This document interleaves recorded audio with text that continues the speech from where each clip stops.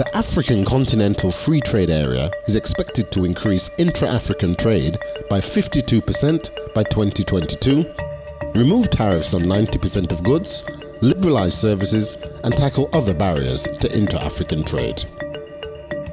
The AfCFTA is an African solution for supporting industrial development, creating new business opportunities, generating jobs, and reducing poverty. Since the start of 2019, the ECA has been working with its partners, the African Union Commission, the International Trade Center, the United Nations Conference on Trade and Development, and a selection of independent trade experts on a project financially supported by the European Union to support AfCFTA implementation across Africa. The project has been represented in over 35 countries, engaging in discussions with thousands of private sector, government, media, civil society, and academic stakeholders, setting up platforms for dialogue on the AfCFTA at the national and regional level to ensure wider stakeholder consultation about the agreement and support for its ratification. The project has also been supporting African Union member states in developing national strategies to ensure countries can implement the AfCFTA in a way that complements the unique characteristics of their own markets. For example, Zambia has drafted its own national implementation strategy and completed a validation workshop with key stakeholders. The fact that Zambia has a game plan for the implementation of the AfCFTA is a huge step forward and is a prime example of how the project equips countries to get closer to ratifying and implementing the agreement. More member states are now taking ownership of implementation of the AfCFTA with the assistance of the ECA and its partners. It's really important to have all these stakeholders in one place, especially we are moving from the one country focused approach to regional collaborative continental approach. So it's important to bring people from all over the continent, stakeholders, to sit together and have this opportunity to brainstorm and to discuss openly for every challenge they face and how to start to work on it. We know that we also need reforms, domestic reforms. If I take the AfCFTA to my parliament and then we ratify the AfCFTA, is that enough? And this is a key question. So these are some of the things that we need to make sure that we follow up and ensure that countries are being given the capacity to reform their own domestic systems such that the agreement can be implemented.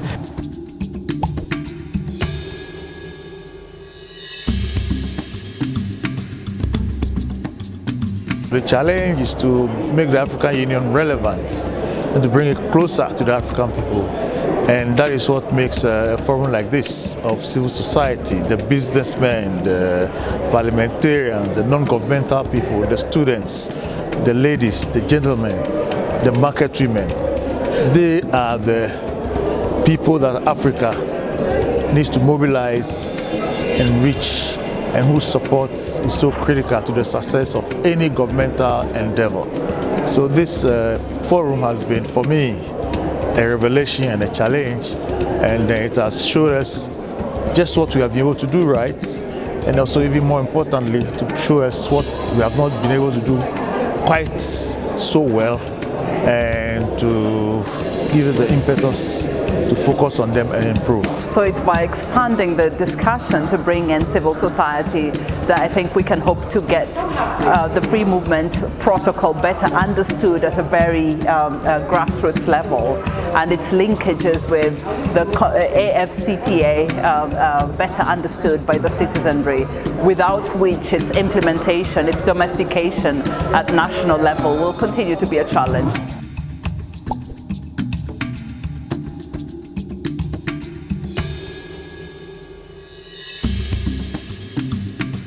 C'est intéressant et important quand nous parlons de la zone de libre-échange économique et que nous parlons en même temps du sport. Quand nous parlons du sport, c'est un Afrique intégrée. Nous connaissons tous le nom de Mossala, nous connaissons Sadio Mané, nous connaissons Onana, mais nous ne connaissons pas en tant qu'Africains ce que produisent nos pays. Nous ne connaissons pas en tant qu'Africains quels sont ce que nous pouvons échanger entre nous. Nous ne connaissons pas en tant qu'Africains quelles sont les frontières et comment les traverser, comment aller vers l'un et vers l'autre. Et je pense que c'est vraiment ça que la ZLECA veut faire. The women need to strengthen their organizations, which means from the scratch to the apex bodies. Because we have noticed that some countries do not have organizations of women empowerment, women of private sectors. Because like our country, we have a private sector foundation and we have the Tanzania Women Chamber of Commerce. So Chamber of Commerce, we have it already in place for women. But coming to the policy players, whenever they do things which involve private sector, they should engage us. They should engage us from the beginning and consult and get our views so that we are part of the then framework so that it can be implemented properly, because we are the players of this at the end of the game.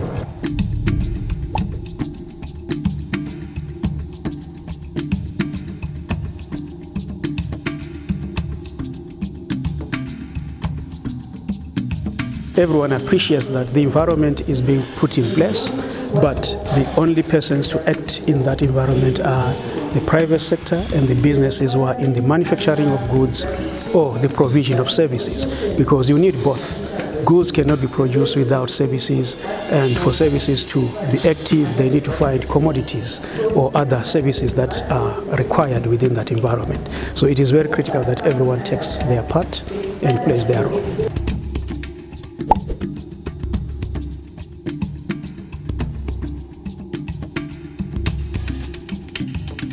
This meeting is critically important for me because I'm representing the gender voice in the country. I'm representing women that are doing business. And when we talk about the AfCFTA, this is a critical step in Africa. So our voice in this particular discussion dialogue is important. And so we have been trading, particularly the women in cross-border trade, and they have been having a myriad of challenges to be able to do that trade. So we believe the AfCFTA is the answer, but we also say with those benefits there are challenges, and this is why we are here.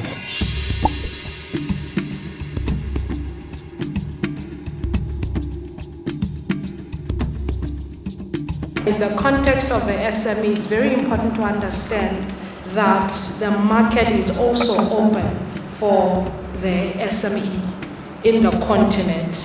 Sometimes we worry too much because we look internally when there's an opportunity to actually grow and take advantage of the market that exists in the continent. Instead of focusing on what could kill the SME, we need to focus on the opportunity that the AfCFTA is offering.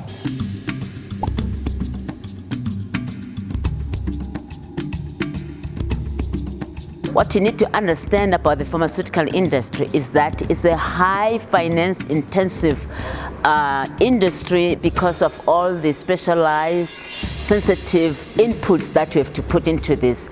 As industry, we need to realize the principles that therefore drive the prices down, and that is the high quantities that you need to produce, what we call accessing the economies of scale. And to access economies of scale, we need to look at Africa as a continent. In addition, the project has supported media workshops, providing support to journalists who are covering Africa's free trade story by providing relevant data around intra-African trade.